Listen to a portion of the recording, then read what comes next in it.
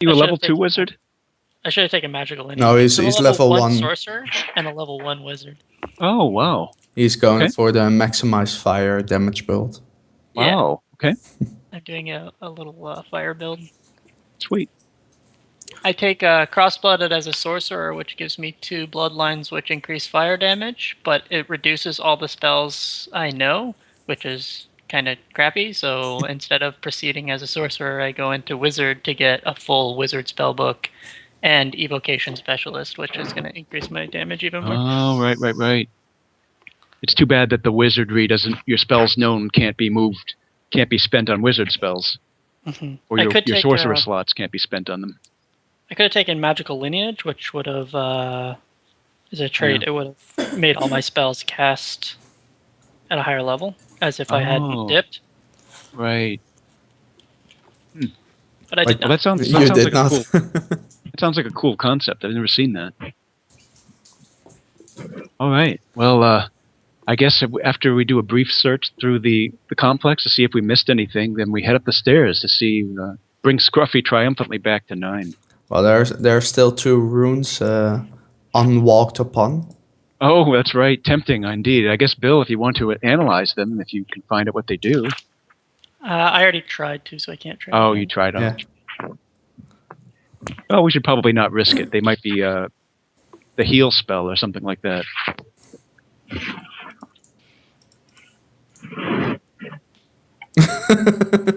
We done here, boys.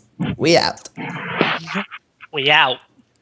Yeah, right, so you guys are going up the stairs. And, yep, I go to staircase. Okay, I found it pretty funny since this is out of character. If Alden would miss his attack, and Bill would drag Amund to this room, it's a rune of magic missiles. Oh no! This would be the damage 7 on top of Bill's, or on top of Amund's -3. So would you die with 10 -10? Would have gone to -11. -11 even. Would you die with that? That settles it. Okay, so if Amund... No, that settles it. For Adventure Path, I'm making a new character. Amund is clearly not blessed by the dice roll. so if Alden would miss his hit, then Amund would certainly die. And this other rune was just again a cure moderate wounds rune. Of course. I just dragged him to the closest one. It was just kind of like a little panic, like he's dying. I can't heal him. Oh yeah, let me teleport Scruffy, by the way. Yeah, I just rolled to see what would he get if he was able to fire at us again. But that would not kill me yet, or down me. Yeah, but I should roll it, so... Well, it's even better towards you. And if you saved your reflex save, it's only half. So how did you guys like the second level? And of course 9 is very... Did you write the riddles yourself? No, it's actually... well, I can link it towards you guys. Tree, fire, water. It was like it had the whole elements thing going on, I noticed. Yeah. Let's see. I have to use the bathroom. I'll be right back, sorry. There you go. It's actually a whole module from level 1 to level 13. And some stuff didn't make sense for me, so I switched that up. Some stuff made sense, and I kept that. Oh, that's interesting. I bought the thing from him, so you get everything in PDF, and normally you wouldn't get the level 13. If you click on level 13, you say it only is in the PDF. So if anybody wants the PDF from that, I can also, always send them towards them. So they can jam it up in a session, or... So perhaps in an adventure path, I can always throwing level 3, level 4, level 5, level 6. It's equal. Each level is equal to the level of the characters. So you guys, if you want to, you can read that through. And if you would like to, I can send the PDFs to you. But how did you guys? How did you guys like it? Everything. It was fun.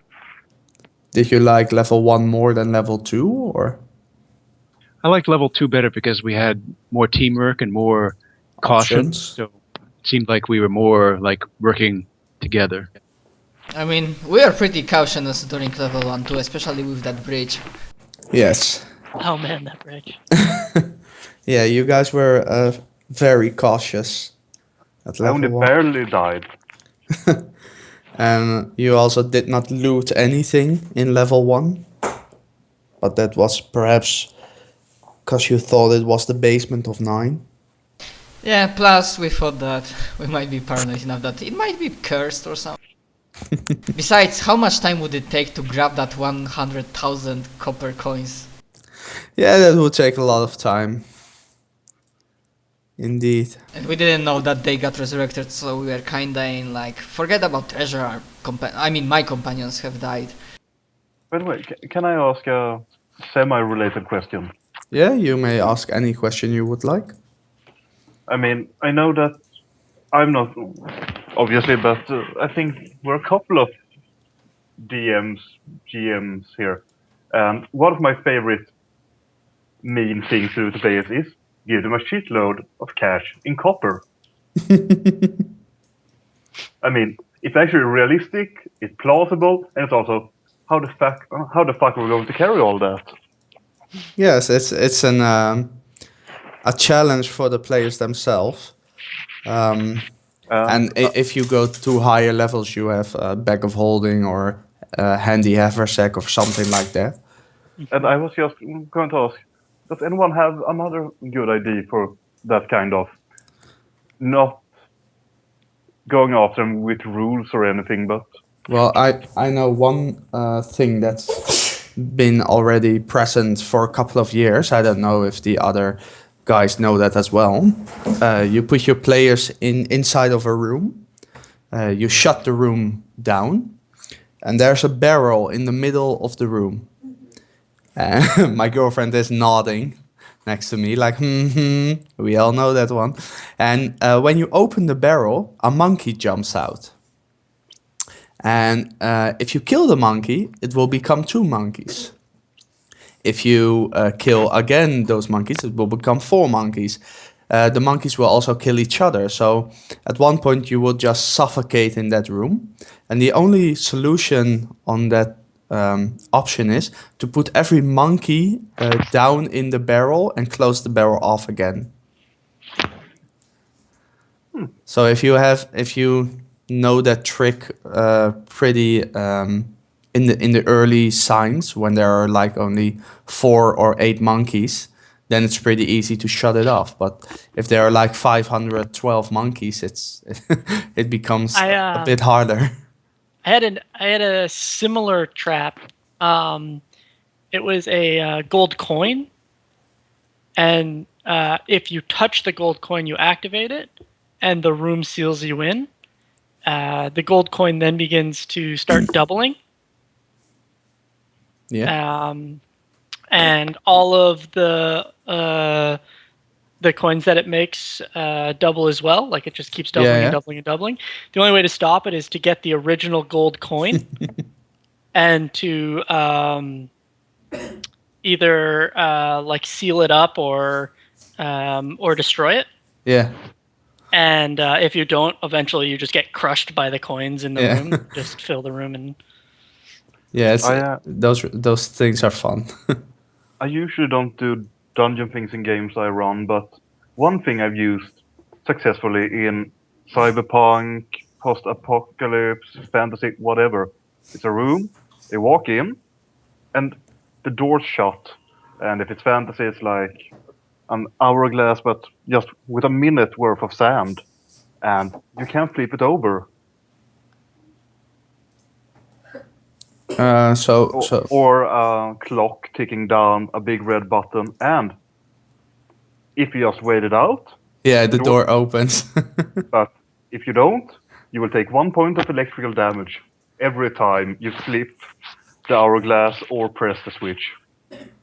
Yeah, I know those as well with when you're in a closed door and you have a clock or an hourglass, and the ceiling goes from the top, it shrinks down towards the bottom, so to speak. So it collapses slowly each round on you.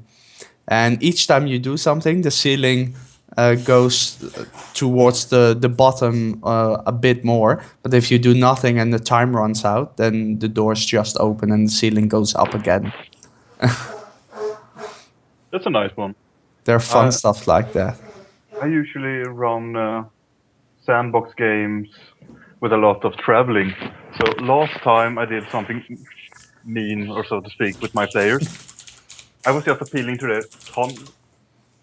what's the name of it? Not con. The feeling of good inside you. What's the name of that? Happy? No. The moral aspect of it. I let them find a baby out in the wilds. Mm-hmm. A giant baby. We're Yes. talking like 500 kilos of baby that needed diaper changes. And they had to get off their horses, use the horses and make improvised sled to carry the baby on. It had a giant rattle that sounded like thunder. Yeah, and out of conscious, they needed to take care of the baby and Exactly. couldn't just kill it off. Nope. Yeah, that would be funny as well. And I've also run. I don't know if you guys know that Rapan Atuk. Never heard of. I recognize the name. It's like Emerald Spire in the sense that it's a mega dungeon, I think. No, it's not a mega dungeon. It's a really small dungeon actually. There's the Mouth of Doom, and then there's supposedly Rapan Athik, which is like the part where you're going actually toward hell or toward the abyss, I guess, layer by layer. I don't know. No, it's from the version I've played at least. It was just a tiny dungeon with a boss in it. Right. It was like because I know it's an entire environment. There's like a wilderness. There's a town called Zelkor's Ferry, right? No, that's not the version I've played at least. Oh, okay. Maybe you played a different one than me. Yeah. Interesting. Yeah, it was for. Now I'm asking my girlfriend. It was Rapanatuk, right? What we played with Shotfana. So? Yeah, she says she thinks it was, but it was the most hardest dungeon in Dungeons and Dragons. And yeah, it's notoriously difficult. Sort of like I think Emerald Spire is quite difficult too, but I haven't played it. It got a convert for Pathfinder, and before you were even in the dungeon, there were three different ways to get killed. Or Tomb of Horrors, that was the one. Yeah. Tomb of Horrors. Tomb of Horrors. Yes. Oh God. Yeah. That's a Temple of Elemental Evil. Tomb of Horrors is accurately named.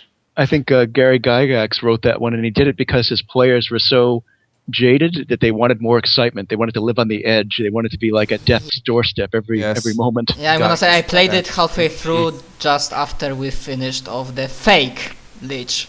Yeah. With my campaign, they also finished the fake Lich, and then they were like, "Okay, we get out of here." Yeah, that was funny. But yeah, it was the Tomb of Horrors. Thanks for reminding, Hawk. I have heard many horrible things of Tomb of Horrors. Yeah, before you get in, there are 3 different ways to get killed.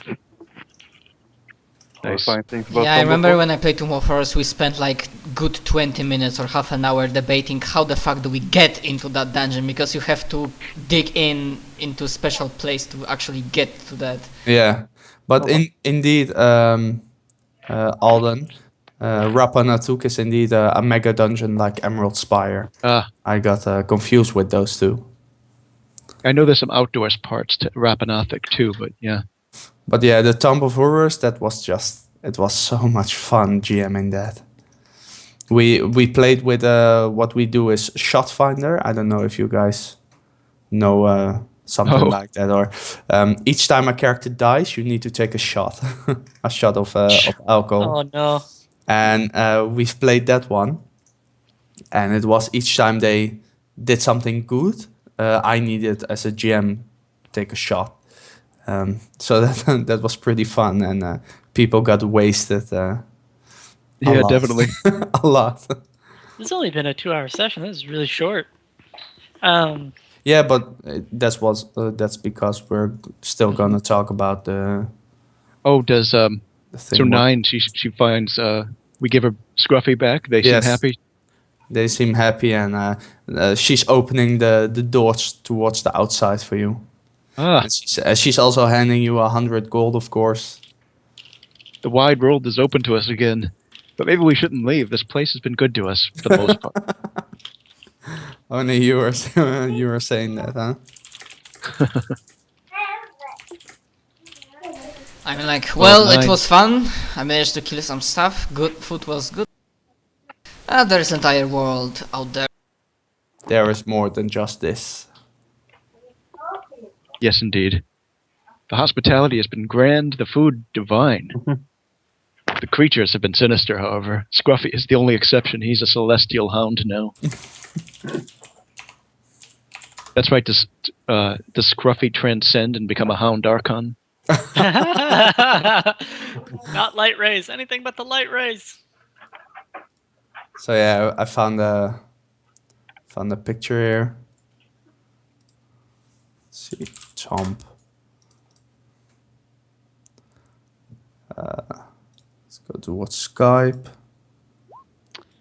Well, I'm just gonna throw it out there, Matt. I really enjoy playing with you, and I think our group has like a really good dynamic going on. So, I mean, I hope you stick around if we do end up playing something else. I mean, I would like to, but the thing is, because I'm assuming the path would not be short session and the short campaign, I guess this would not be either, but lately what changed is that I will probably be part. I cannot really talk much about this, or do not really want to, but kinda like a job that might require flexible hours, but not during evenings, but I already have another like anima campaign like Mondays evenings, and I'd use some hours during midday to actually do some other stuff. But I will still like think more about it. But no matter what, I would not be able to play next week because I'm out because of trip university. Okay.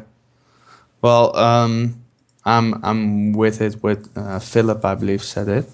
I've also quite enjoyed this whole group actually. It's been fun playing with you guys, and I hope I can still play with you guys. But that's all up to you each. What? Why are you laughing?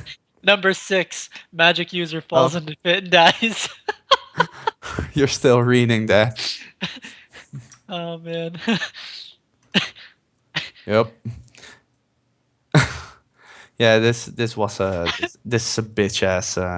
Clerk walks through Misty Gateway and is never seen again. Yeah, if you go towards there, you will instantly die and stuff like that. This is just where, yeah, people put where what was.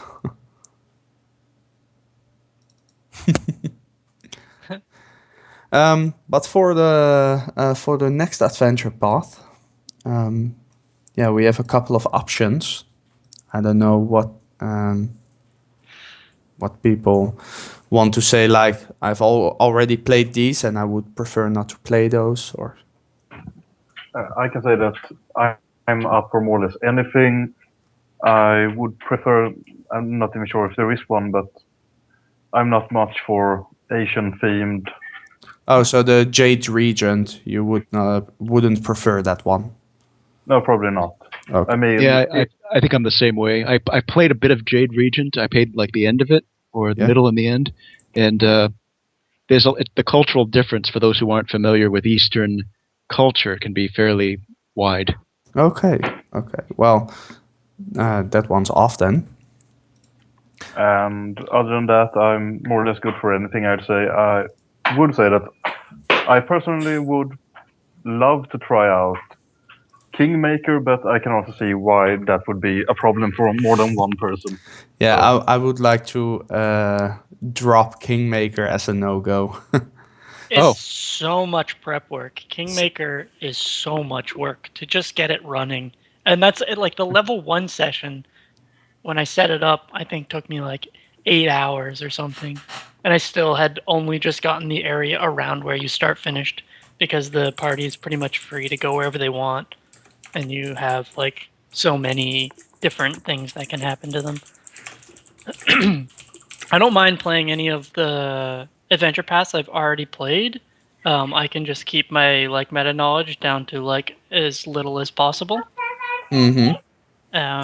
So like I'm pretty open to playing anything. And how's that for Cody? What was the one just mentioned? No, which one you like or which one you don't want to play. Like Philip has already played a few, but doesn't mind playing them again. Simon doesn't want to play Jade Region and would want to play Kingmaker, but I opted out of Kingmaker. Yeah, I can fully agree with that. Well, let's see. Looking through, Me too. So looking through them, I believe Philip said he has everything on PDF, or right? I I've do played that too, actually. yes. Oh, good.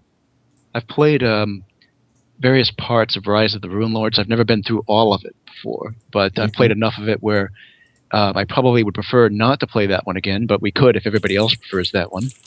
Yes. I've GM'd Legacy of Fire, so that one I know very thoroughly. I have, let's see, I have never played Curse of the Crimson Throne, so that's one I'm interested in. Okay. However, it's written for D&D 3.5. The stat blocks have been converted on the website, I believe, on the Paizo website, and maybe other sites. But it would probably be more work to prep it because the original PDFs are written for 3.5. Are different, yeah. Yeah. So, but that one has good reviews. It's considered to be a good adventure path, a great story. It's mostly urban, though. It's set in a city called Corvosa, I believe. Yes, Corvosa, it's called. So I've a lot already of city, read through it a bit, by the way. Yeah. So a lot of city adventuring, depending on, some people like that, some people might not. Have you heard of Way of the Wicked? yeah, I that's the new one where you can put evil characters in, right? It's the first evil campaign. Yeah, it's an evil adventure path for evil. It's an adventure path for evil characters. Yeah, evil campaigns can be really hard to keep the group together, though, because the characters they create are fundamentally selfish. You can't play as chaotic evil. So you have to play evil or lawful evil, and then everyone signs a contract, like a binding contract with the god Asmodeus. There's no problem. Them from... You can play There's no evil problem when you have simple rule that the party is sacred to you. That's the rule that you need. Yeah, that's basically what it ends up being. There's no problem with that part. That part works. Like you just said, Way of the Wicked provides a mechanism to keep the party together. So that's not the problem. The problem for me is that with an evil campaign, all of the characters are basically selfish bastards. So the quality of the role play among the players and the characters tends to be very poor in my experience. Because they have no reason, they have no interest in each other. Fundamentally, they're just not interested in each other. That's easily fixed with backstory and common goals. Yeah. I mean, for example, we grow up together. We are all bastards, but we're bastards together. You could say that, but if you're friends, then you're not really evil. Because evil characters fundamentally can't have friendships. They can't love anyone. They can't be loyal to anyone other than themselves. That's lawful evil characters. Well, I'd like to refute that with a example from reality. The infamous serial killer and mafioso hitman, the Iceman, kept family for 20 years or something without them even and they had no ID. Good point. And he was seen as a perfect neighbor and a perfect family man.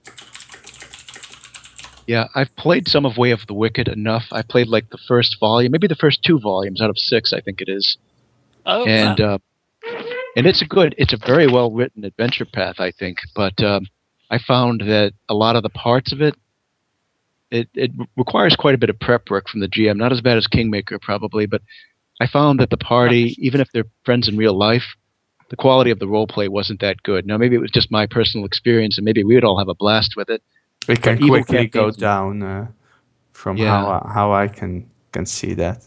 I just thought I'd throw it out there because it's not going to be on the list of adventure paths, but it is an adventure path that I know of. That's all. Yeah, that's true. It's written by a on third the party list known itself. as I forget who, but Fire Mountain Gaming Okay. does it.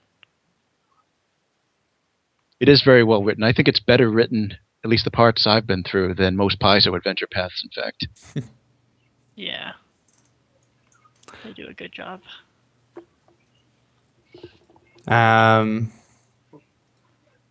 Well, how say you guys about this? If we try to decide this one first, do we prefer wilderness or urban in general? I generally Right. prefer wilderness between those two. Wilderness or exploring wondrous locations like ancient ruins or dungeons, for example. They don't have to be all dungeon, but I like anything wondrous, strange, exotic. Cities aren't as preferable to me, but I think I'd still enjoy Crimson Throne. Okay, I'll be switching off from the call. Okay. Have a nice dinner. And Same to you. Have a nice day overall, gents. Yeah, we, You too. Later, I reckon. we will keep in contact.